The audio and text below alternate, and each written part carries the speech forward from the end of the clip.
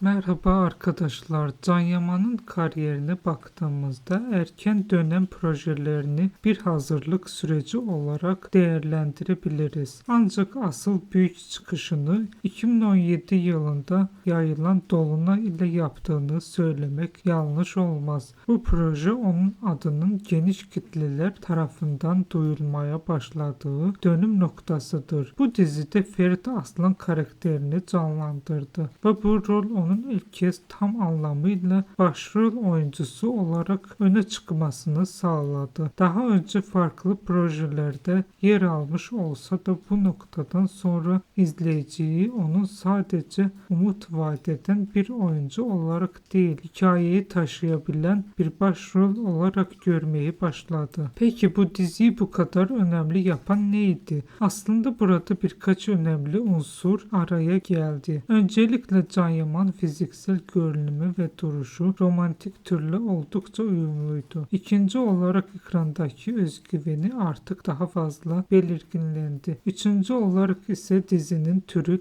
romantik drama ve komedi. Onun karizmasını en iyi şekilde yansıtmasına olanak sağladı. Bir oyuncu için bazen sadece iyi bir senaryo yeterli değildir. Aynı zamanda onun güçlü yönlerini ortaya çıkaran bir rol gerekir. Dolunay bu açıdan Can Yaman için tam anlamıyla doğru projeydi. Ayrıca bu proje onun romantik türdeki yerini sağlamlaştırdı. Daha sonraki kariyerinde de bütün türün önemli bir rol oynadığını görüyoruz. Bu süreçte izleyici onun ekran kimliğini daha net bir şekilde tanımaya başladı. Birçok oyuncunun kariyerinde tanımak ile beklemek arasında geniş bir nokta vardır. Dolunay Can Yaman için tam olarak böyle bir köprü görevi oldu. Bu projeden sonra izleyici onun yeni projelerini merakla beklemeye başladı. Genel olarak bakıldığında bu proje onun kariyerinde bir son değil, aksine güçlü bir başlangıç noktası oldu. Daha büyük bir başarıların kapısını aralayan önemli bir adım olarak değerlendirebiliriz. İzlediğiniz için teşekkür ederim. Yakında görüşmek üzere.